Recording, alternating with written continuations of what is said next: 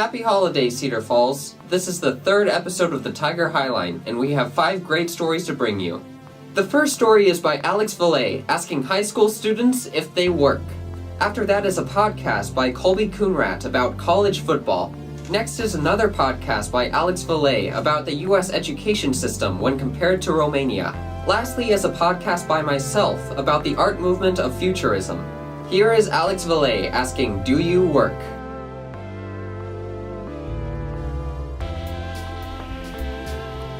After a survey completed by 45 students from Cedar Falls High School, almost 90% of them have different part-time jobs. They seem to be satisfied with the money they earn, but still, 25% of them are unhappy with that. I make a pretty good amount of money, I'd say, per week. I'd always love to make more money, but I don't really have the time to work every night. It's alright, it's what you could expect from a part-time job, so I don't really mind that much. Also, they are struggling with their time for homework, but it doesn't make them work less than 20 hours per week. The job itself isn't really overwhelming. I actually think it's pretty fun, but it's hard to find time for homework, with my extracurriculars in theater, and then going to work right after that, and then coming home late, so it's kind of difficult to find time for homework. I don't get home till 7:30, and when I get home I still have to eat dinner and take a shower, and then I have to study. And I have to study a lot for the hard tests and stuff, so it's kind of hard to balance. Sometimes it can be overwhelming, if you're scheduled till 9:30 and have a lot of homework to do, then it's kind of do I do homework or do I sleep? Nevertheless, their grades are not affected, and moreover, they are truly happy about the idea of being financially independent. Being financially independent, I like to save money for my retirement, so that part of it's nice, and it's also nice to have money to be able to do things and buy things I want. I have a part-time job, so I can go out to eat with my friends or buy things that my parents won't, or help contribute to things in the house. I also have some of my own money to spend, and I don't have to ask my mom for money if I want to go get some McDonald's or something. And it's also good for experience, so when I go into college and I need a job there, I'll already have experience and references and stuff, so it'll be easier. Even if the jobs are really demanding, students who have a part-time job say that the experience they gain now will make their lives easier in the future. This is Catalin Vilae reporting for the Tiger Hiline. This is Colby Coonradt's podcast on college football. Hi, I'm Colby Coonradt, and welcome to the College Weekly Recap. We have fantastic games this week, starting off with a couple local games. First, we'll start off with the local Hawkeyes versus Maryland. Hawkeyes start their opening drive with a pass to Brandon Smith that makes an athletic one-handed grab in the corner of the end zone. This puts the Iowa Hawkeyes up 6. Later that game, Anthony Nelson picks up a fumbled snap for the touchdown. Iowa wins this game 23-0. Now we'll look at Wisconsin versus Illinois. Illinois quarterback A.J. Bush throws a pick to T.J. Edwards, who makes a nice return picking up 30 yards after the interception. This marks the 3rd interception thrown by A.J. Bush this season. This handoff to Aaron Cruikshank breaks to the outside, breaks a tackle at the 5, and finally gets his way into the end zone. Wisconsin wins this game 49-20. This week's rivalry game of the week would have to go to Michigan versus Michigan State. Tempers fly early between the two rivals, Michigan and Michigan State.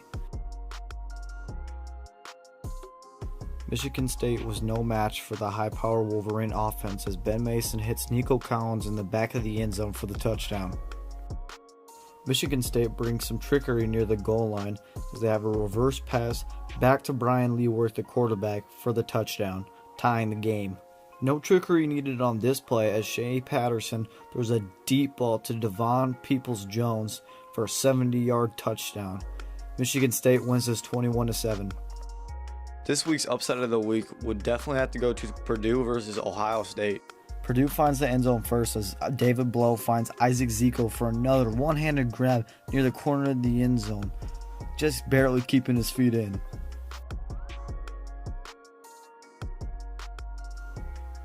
Purdue running back DJ Knox has an incredible night with 3 touchdowns, one coming here on a 42-yard rush.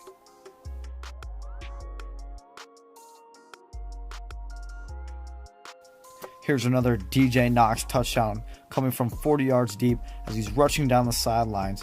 Purdue goes up 35-13 against the number 2 Ohio State. College football's play of the week would have to go to Rondell Moore, who catches the ball on the other sideline, then breaks an easy tackle, picks himself up, and finds himself in the end zone, putting Purdue up 42-20 over ranked 2 Ohio State. Game of the week would have to go to UConn versus University of Southern Florida. UConn scores early with a 10-yard rush by Kevin Mensah, who also finished with 2 touchdowns and over 120 yards. USF quarterback Blake Barnett made a mistake early with an interception to Omar Fort, who was tackled near the 20-yard line. With UConn failing to score after their interception, USF capitalizes and scores with a Johnny Ford 15-yard rush. On USF's next drive, Blake Barnett finds Randall St. Felix on the sideline, who breaks a tackle, finding the end zone after a 75-yard return. With USF now up 2 possessions, David Pendell takes matters into his own hands, using the option scheme to find his first touchdown of the game. Pendell has now racked up 7 rushing touchdowns this season. Now up 31-14, UConn uses Kevin Mensah to punch in the 4-yard touchdown.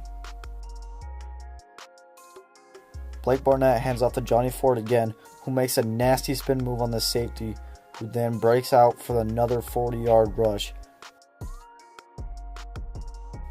This touchdown by David Pendell was not enough though, as USF wins 38-30. This concludes our first edition of the College Football Weekly Recap. Tune in next time for some more amazing highlights of college football. This is Alex Vilae's podcast on the U.S. education system. Te-ai întrebat vreodată cât de diferit este sistemul educațional din SUA față de al nostru? Probabil că nu, dar pun pariu că sigur ai văzut câteva filme americane. În fine, treaba e că am deja 5 lucruri pe care le-am observat de când sunt aici și vreau să le împărtășesc cu voi. Un lucru pe care clar l-am observat aici e vestimentația. Pe când în România nu e ciudat să vii în cămașă și pantofi, aici e total ciudat, adică lumea se va uita super ciudat la tine și da, chiar vin în papuci la școală.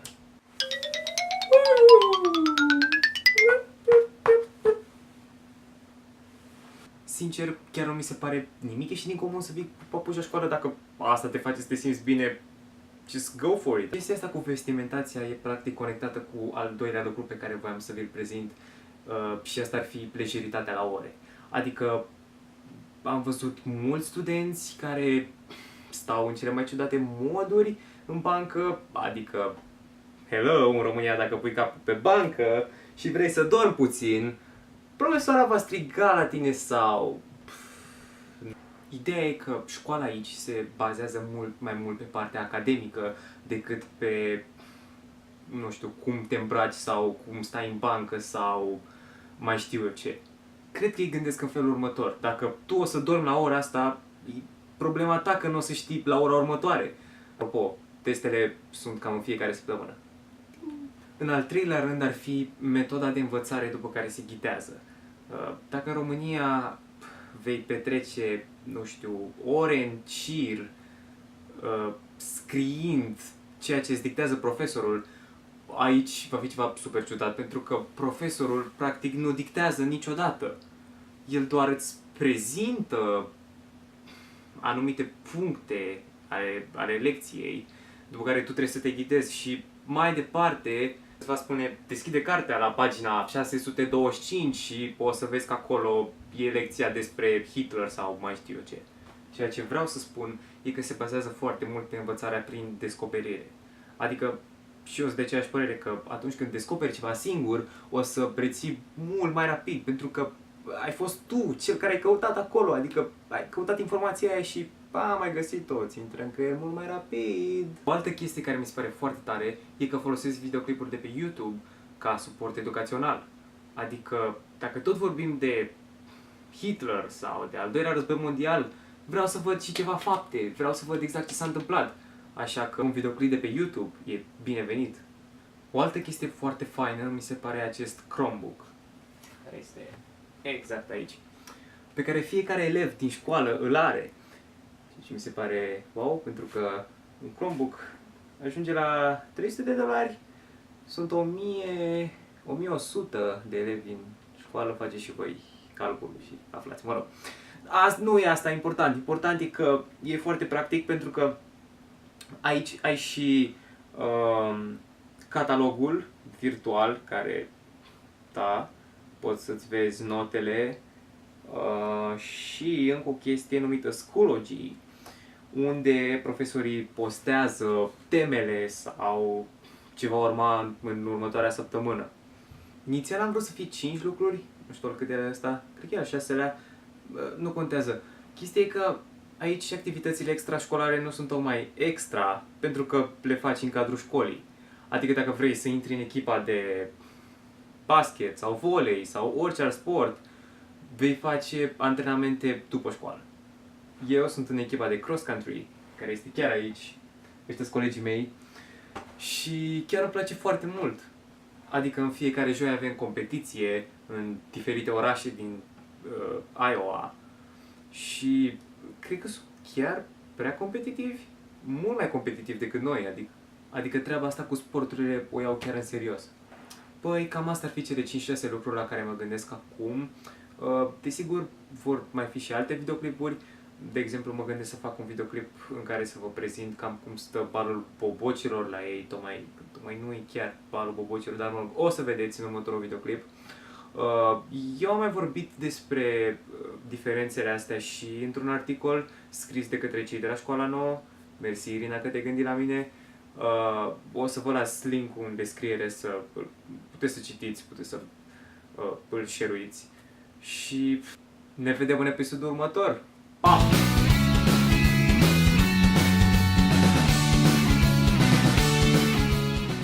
This is my podcast on futurism.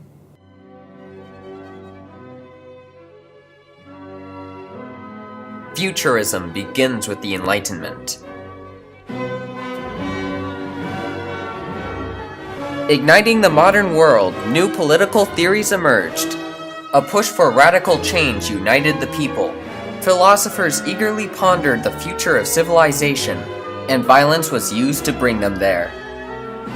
The industrial age closely followed, increasing the boundaries of science, building economies on factory work, mechanizing the new world, and giving us the camera, which made realism in painting much less needed. Bringing us to modernism.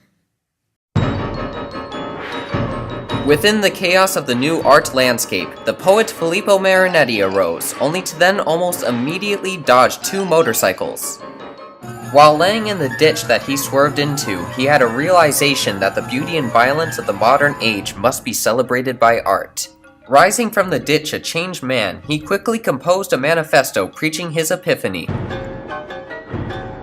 Published on the front page of a prominent French newspaper, he quickly gained a loyal collection of artists from his homeland, Italy. While looking at the futurist paintings being produced soon after this, shared themes and techniques grow evident. While the first reaction probably is in response to the chaos and dynamic forms used, the paintings all depict one united concept: violence in the most raw form possible.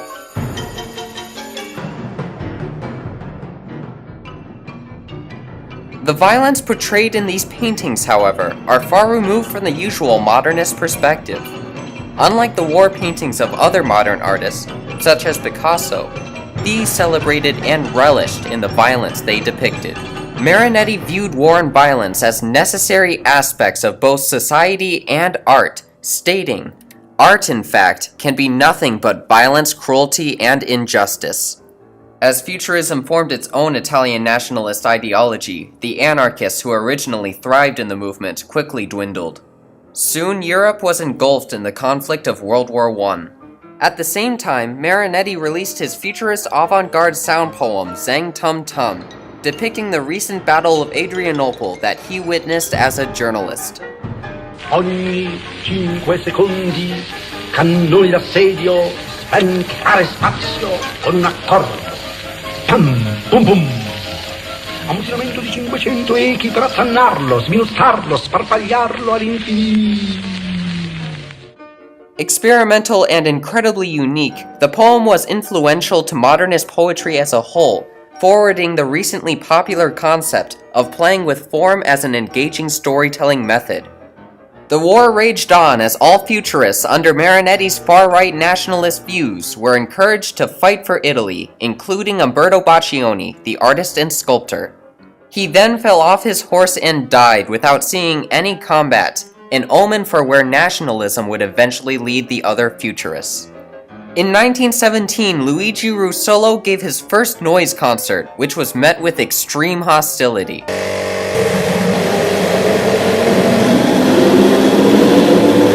A futurist film movement also emerged, but all of its movies, except for one, Teus, were destroyed. It still was heavily influential as some of the first true science fiction films. Teus is available for free online.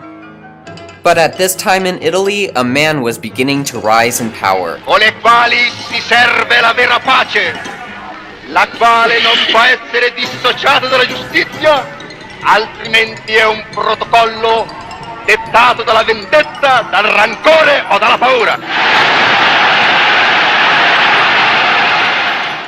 The futurist political party Marinetti began soon merged with Benito Mussolini's new fascist party and quickly wrote a manifesto for the new ideology. Becoming friends, Marinetti would play a major role in Mussolini's new regime.